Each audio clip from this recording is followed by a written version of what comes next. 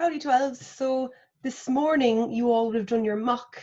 Hope that went really well, and some of you are reaping the rewards of your hard work.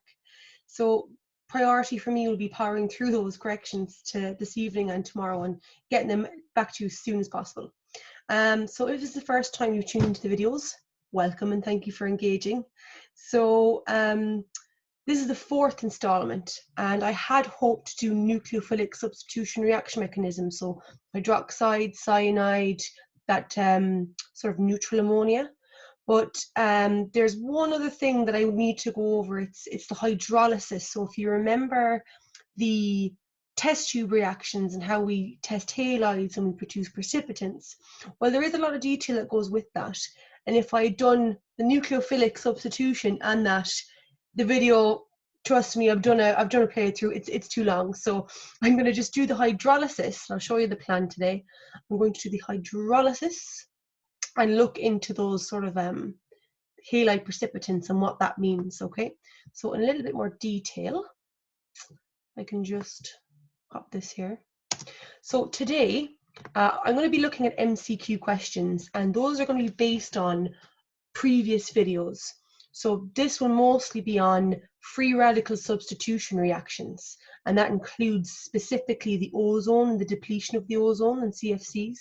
So if you haven't looked at that video yet, I'll put a very, very fancy link up here that you can click onto, have a watch, and then come back and visit me here and we'll have a go.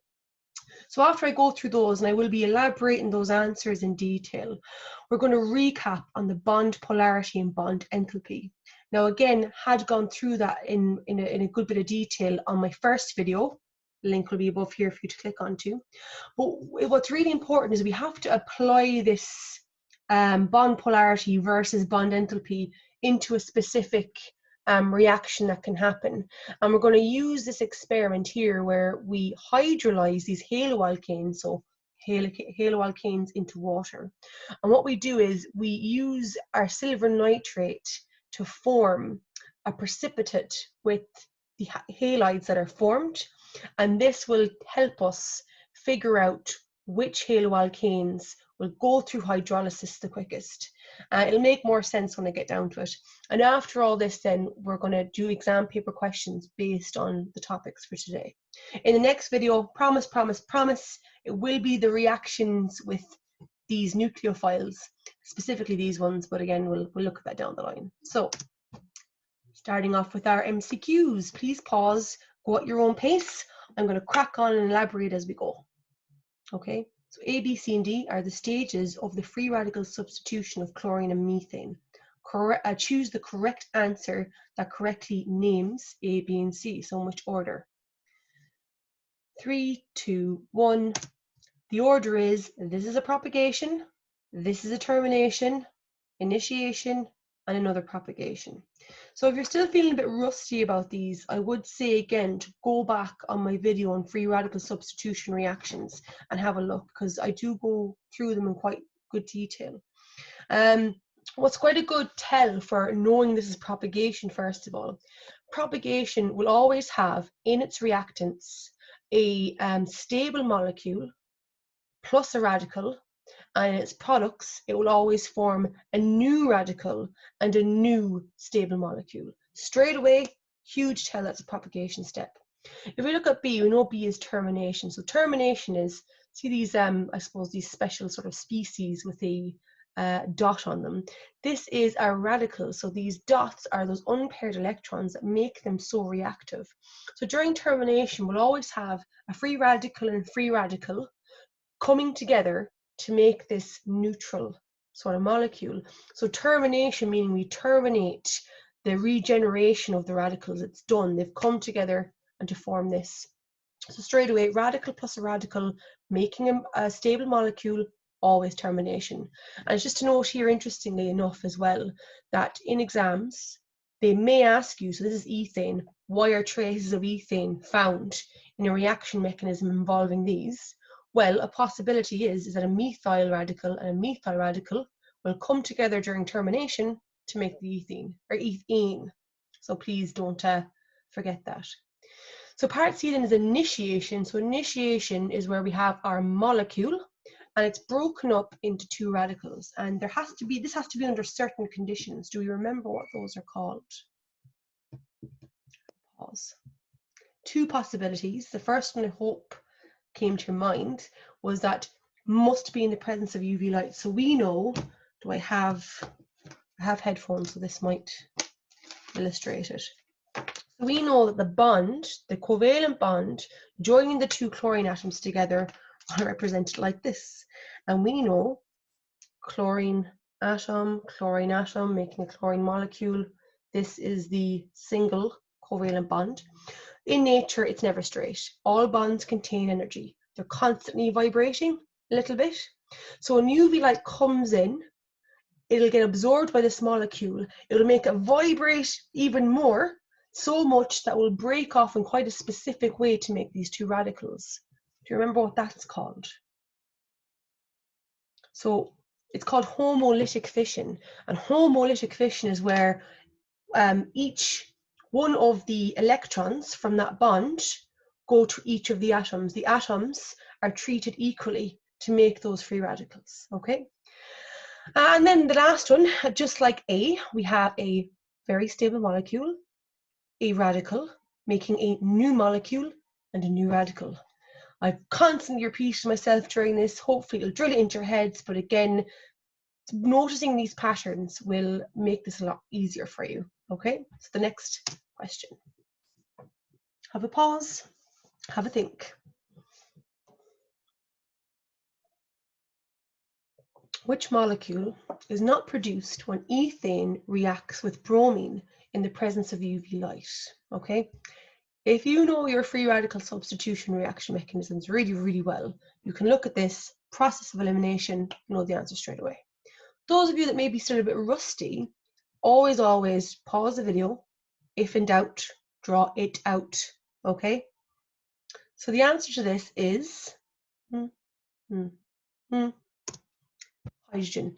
So all of these are formed in the reaction of ethane with bromine in the presence of UV light. All of these are formed. What I'd like to do is, even though this is an MCQ and got the answer, it's important you need to know these reactions in this much detail. You need to know how these products come about, okay? So we're going to go through that anyway. So as always, the first step of a free radical substitution reaction mechanism, we know it is because UV light, we've got an ethane, we've got an alkane and I suppose a halogen. So in the presence of UV light, the halogen molecule, in this case bromine, will be split up into two bromine radicals. This will go on to the next step known as the propagation steps. The propagation steps always happen in twos. Let's have a look at propagation 1. See if you can write it down before I reveal it. Just have a go. So propagation step 1 is where we have this free radical bromine, and what it's going to do, it's going to attack that ethane. So just to note, this is the structural formula, so I could easily have put down C2H6, but structurally it works a lot nicer in these. So CH3, Br is going to grab one of the hydrogens, bond enthalpy, and it's going to make a very stable HBr. HBr over here, it is a product of this reaction. It's formed, so that's not going to be the answer. Okay, so this is formed.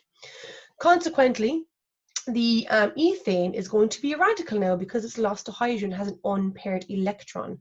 So we get this ethyl radical, and what it goes on to do is it goes on to propagation step 2, and in every propagation step 2, it always reacts with what? It reacts with that halogen molecule, in this case bromine. Where's my bromine? It reacts with this stable molecule. Again, radical, molecule, new molecule, radical. In this case, this is the reactive species. It's going to grab one of the bromines, and it's going to make bromoethane. Consequently, this bromine molecule, because it's lost, I suppose, an electron there, the bromine, it's going to again make a bromine radical. We see here in propagation steps, radicals are always regenerated. They catalyze the reaction. So far, looking at here and looking at the options, none of the products have been formed other than the hydrogen bromine. what other way can we form products in a free radical substitution reaction? Can I have a think? In what step after this can we form those new products? Termination. So remember, we've got radicals coming together to make stable products. So in this case, we see that in the propagation steps, we always make, let's say in this case, it's a bromine radical, and we've made an ethyl radical in both stages, okay? Ethyl radical and bromine radical. And what can happen here is these can fuse in different ways to make different products. So for example, if I wanted to fuse a bromine radical and a bromine radical, I would make a bromine molecule, okay? If I wanted to form a bromine radical and a methyl radical, I would make a very stable bromoethane molecule. And last but not least, there's another possibility that I can make. I can react my ethyl radical with another ethyl radical and make which product? I could make a butane. Okay, if I fuse two of these together, I can make a butane. So C4H10, this is the structural formula. If I fuse those two together, I will essentially get C1, 2, 3, 4, C4, and we've got 5 H's here, 5 H's here, H10, C4H10, I will make butane, okay? Last but not least, we've got this product up here that does get made, but how exactly? So this is, if you can name it, have a pause and see if you can name this. This is dibromoethane. So I've done my initiation, I've done my propagation, and I've explained the termination. In what circumstance can I make this? Do we remember from the last video or the video before that? Have a pause. So if you think about it, especially if the bromine was in excess, what's to stop this bromine radical, this newly regenerated bromine radical, what's to stop that reacting with this new product of bromoethane? Just like the bromine radical is attacking the original ethane, this is a very unstable, very reactive because of this lone unpaired electron.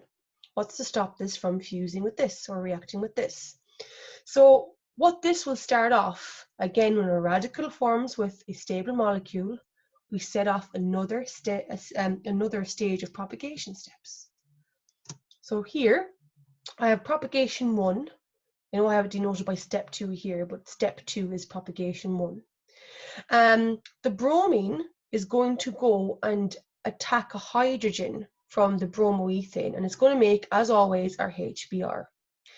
Consequently then, this original bromoethane is going to be a bromoethyl radical. So this is going to be the reactive species. Now this is going to be left. The hydrogen is gone. It's going to be left with one unpaired electron, which makes it very reactive. So in stage 2, or propagation step 2, what's going to happen? Have a think. See if you can write it down before I reveal. This bromoethyl radical is going to react with a bromine in the environment. Again, it's going to grab one of the bromines, essentially turning this bromine molecule into a bromine radical with an unpaired electron. And this bromoethyl radical is going to turn into dibromoethane. This is the structural formula for this product here, C2H4, Br2, okay?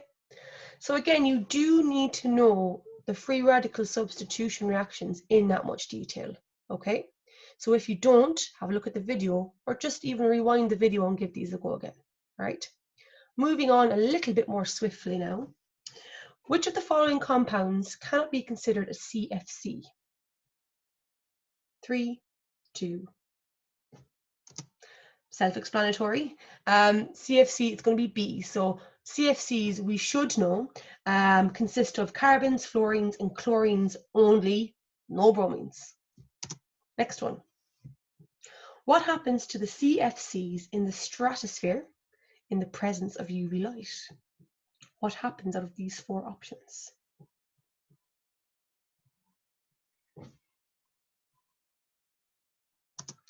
It is, of course, in the presence of UV light, we have a CFC. So a CFC is going to consist of a chlorine-carbon bond. The UV light is going to go in and it's going to get absorbed by that bond. It's going to break it via homolytic fission, and it's going to form a chlorine radical, and it's going to form a sort of a carbon fluoride radical as well, depending what the CFC is. But essentially, it's going to cause homolytic fission and form free radicals. Next question. Which of the following reactions is catalyzed by the free radicals formed during the decomposition of CFCs? So ultimately, taking away all the noise, the propagation steps, we need to figure out what's actually happening to the ozone. Overall equation, when holes happen in the ozone, it is because two ozone molecules are broken down and we form 3 O2s. That causes those holes to happen in the atmosphere. That's the depletion of ozone. Next one. CFCs were commonly used in which of the following?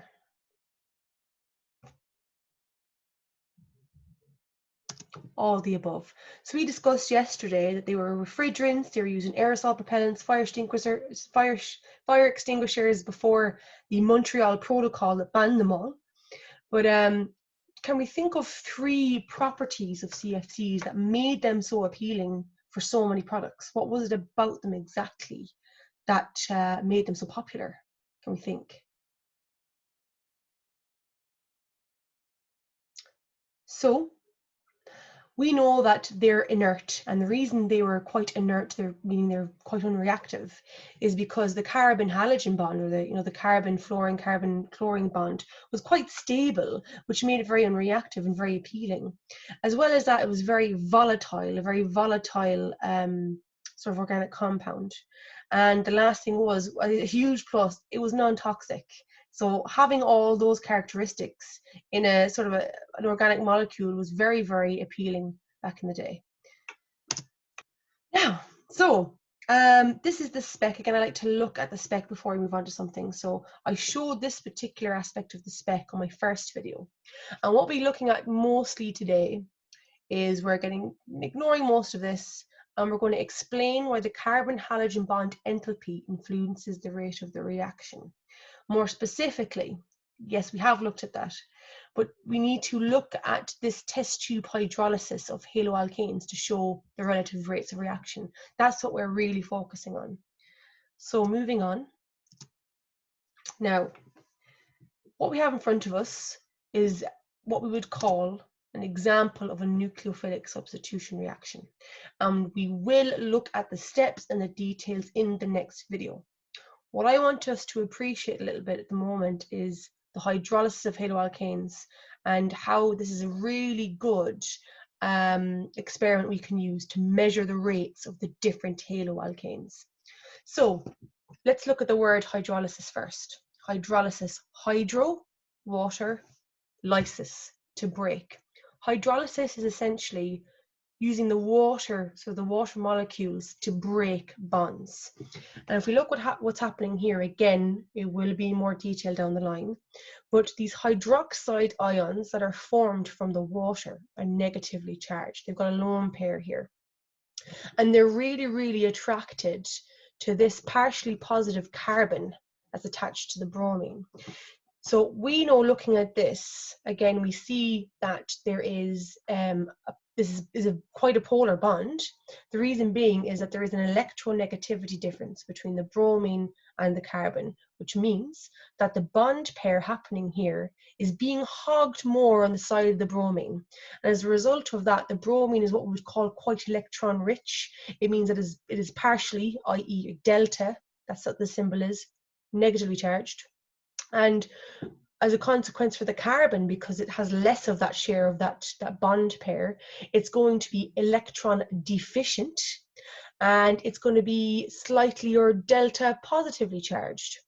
So what is happening here is that the water, the hydroxide ions, are attracted to the carbon, and it's going to bully out this bromine, and as a result we're going to make a new product, which is a alcohol. And you're also going to form, obviously, this bromine here has become a bromide. It's grabbed the electrons here and it's become a bromide. So looking at this reaction, it is really good for helping us measure the rate and for helping us look at which factor, either the bond polarity or the bond enthalpy, which kind of counts. But the thing is that this reaction, the reactants in it are colorless and the products in it are colorless. And we want to measure the rate of something. We need something, some kind of observational tool. We need to measure something, some sort of change we can see to help us measure the rate of reaction, or in this case, the rate of hydrolysis. And what we do is, as this is hydrolyzing and forming our alcohol, it's also forming this ion, and we're going to use this ion to help us get that visual aid we need to measure the rate of.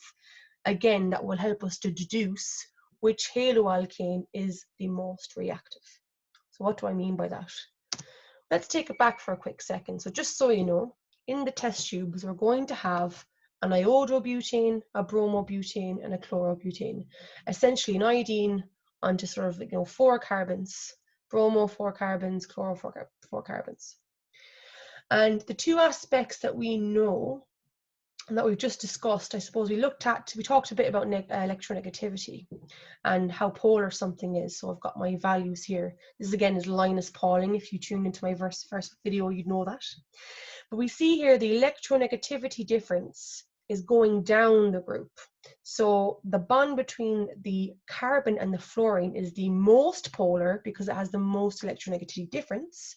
And the bond between, now we're going to ignore this, we're going to focus on the bond between the carbon and the iodine is going to be the least electronegative.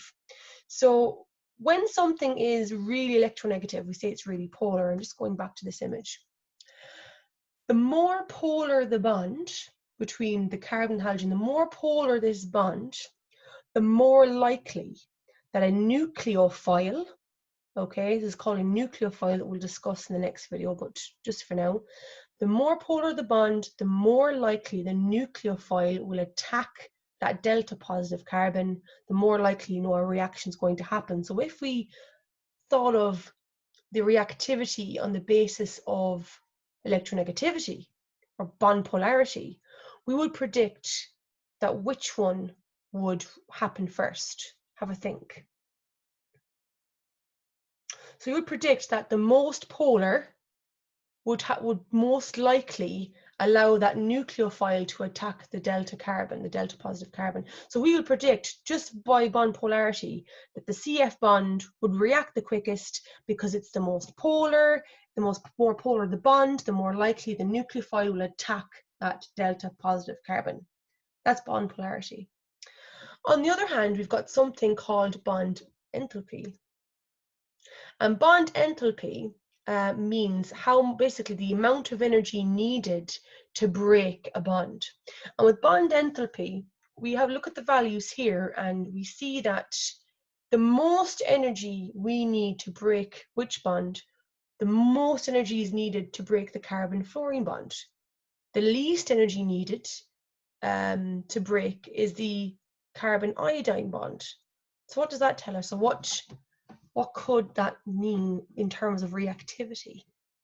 So the easier it is to break a bond, the more likely a reaction is to happen. Breaking and making bonds. I mean, that's what I suppose happens in reactions. Do you remember why fluorine has a lot of enthalpy? Why is there so much energy needed? Do you remember? Well, again, it's all down to the size of the atom. So the fluorine we see here, every time we go down the group, we are adding a shell. When we add a shell, we add more electrons. I mean, it's getting bigger and bigger and bigger. So the actual bond between the carbon and the fluorine is a lot shorter than the bond between the carbon and the iodine, because the fluorine is the smallest atom there and the iodine is the biggest. Therefore, the bond pair between the carbon and the fluorine has a very, very strong attractive force to the nucleus of the fluorine. So that bond is going to be very, very strong and very tight-knit. Conversely, the iodine is a lot bigger, so the attraction between the bond pair and the nucleus of the iodine wouldn't be as strong as that of this guy up here. So it's going to have a longer sort of a bond, meaning it's going to have less energy to break it. Whew. So which factor overrides which? Which one is going to suggest that which haloalkane is going to be the most reactive? Because bond polarity is going to predict it's the fluorine or the chlorine, I suppose, in this case. And enthalpy is going to say no, the iodine is, or the iodobutane is. Now, taking a bit of a break, going back to using the halides to help us with the visuals here. So remember, this reaction with water, these haloalkanes, hydrolysis, is colorless. So we're going to utilize the halides being formed to help us with the visual. So, needing to know this, in water, haloalkanes will undergo hydrolysis. Using silver nitrate, we can determine the rate of hydrolysis. How? And we need to know this. I wonder if I can zoom in here a little bit. No. So, silver ions, okay, from the silver nitrate, silver ions will react with these halides that we form. Remember from the last mechanism I showed you? So it'll form with the halides that are formed in hydrolysis. So it'll bind with them in this ionic equation that you need to know. So what this is saying is the X is representing our halide, X minus anyways halide. So it's saying that the silver ion will react with the halide ion to make silver halide. So for example, if I had my iodobutane reacting with this, I would have silver plus iodide, silver iodide. The next one, silver bromide, ide because it's a ion, minus, silver bromide, and then the chlorine, the one chlorobutane, silver chloride, silver chloride. And we're measuring, this here is our precipitate, and the quicker this is produced denotes which halogenalkane has the fastest reactivity. So having a look here, I'll get this out of the way. So this is our concoction here, and we see that iodine, the iodide I should say, so the silver iodide is going to form a yellow precipitate. The bromine iodide, no, the silver bromide is going to form a pale cream, and the silver chloride is going to form a white. Now, talking about the fluoride one, this is important and it has come up in exams. Sometimes you'll be asked, why is there no silver fluoride precipitate formed? Well, silver fluoride will dissolve in water, okay? It will dissolve. All the other silver halides are insoluble, they form the precipitate. Silver fluoride will dissolve in water, so there's no point we don't include it. Now, measuring which one forms the quickest will tell us which one hydrolyzes the quickest. So what did we come up with, or what's shown? Interestingly enough, I wonder if I can move myself over here. We see that the iodobutane, or we say that the silver iodide, 52 seconds, silver bromide, 87, and a huge significant jump there in the hydrolysis, silver chloride, 606 seconds. So this is telling us something very important. It's telling us that the iodide, the iodobutane, is hydrolyzing the quickest because the silver iodide forms the precipitate the quickest. So overall, when we go back to our factors, our bond enthalpy and our bond polarity, ultimately, this very important equation, this hydrolysis of haloalkanes, is showing us that bond enthalpy is actually the most important factor when it comes to determining how reactive a haloalkane is. Bond polarity predicted that in this case, the carbon chloride bond would actually react quite quickly, but is actually the carbon iodide. Okay, so the idea that it takes lesser energy to break a bond is more important than the ability of a haloalkane to attract a nucleophile. That's what that's basically telling us. So I hope that made a bit of sense. There is a lot of noise there. What you need to take away most importantly is to be able to explain how this experiment is telling us that bond enthalpy is a very important factor. You also need to know this ionic equation. This comes up. They might ask you any of these ions for this. It's also important to note about the silver fluoride, that it does dissolve in water. So that's as much as I came across anyway. What I think we could do now is do some past exam papers. Okay, so bear with me. I'm just going to share my page. Go into my OneNote. Oh, it's somewhere. Perfect. Okay, so there's a few questions here that I've come across. We're going to start with the first one. Zooming out. Ah, yeah, there we go. So I looked over maybe 6 years worth of papers, and these were the kind of the most common ones. Okay, so again, sometimes, not always, students kind of forget how important definitions are. And, you know, if you don't know this already, every time you come across a new word, you need to know the definition. Okay, that's fact. So I'm going to type these ones in to make it handier. So the first question, explain the meaning of the following terms. Hydrolysis. Have a pause, write it down, see where you go. This did come up actually in the endotopic halogenoalkane test that came up. Wasn't too bad. Still, some students need to practice. Okay, so hydrolysis is when water molecules are used to break bonds. That's it. Hydrolysis. Hydro, water, lysis, to break. Water molecules are used to break bonds. You've got your 1 mark. Give an old tick there. Have it in green. We'll go all out, so we will. Now, the next question. Bond enthalpy as applied to a carbon-halogen bond. Bond enthalpy. Okay. So again, bond enthalpy is the amount of energy needed to break a carbon halogen bond. That's it. You've got your mark again. So these definitions, it's such a pity when you don't memorize them, because they're very easily got, and yet in the past I've seen they're very easily lost. So they do come up and you do need to know them. Now, cool. So looking at this one, so in an experiment, 2 different haloalkanes are placed in separate test tubes containing silver nitrate solution, or AgNO3. The haloalkanes reacted with the water in the silver nitrate solution. The student timed how long it took for the first appearance of the silver halide precipitate in each test tube at a constant temperature. This time was used to provide a measurement of the initial rate of reaction. The students obtained the following results. So we see here, there was precipitate, so that the precipitate in this case would be our silver bromide, and this precipitate in this case would be our silver iodide.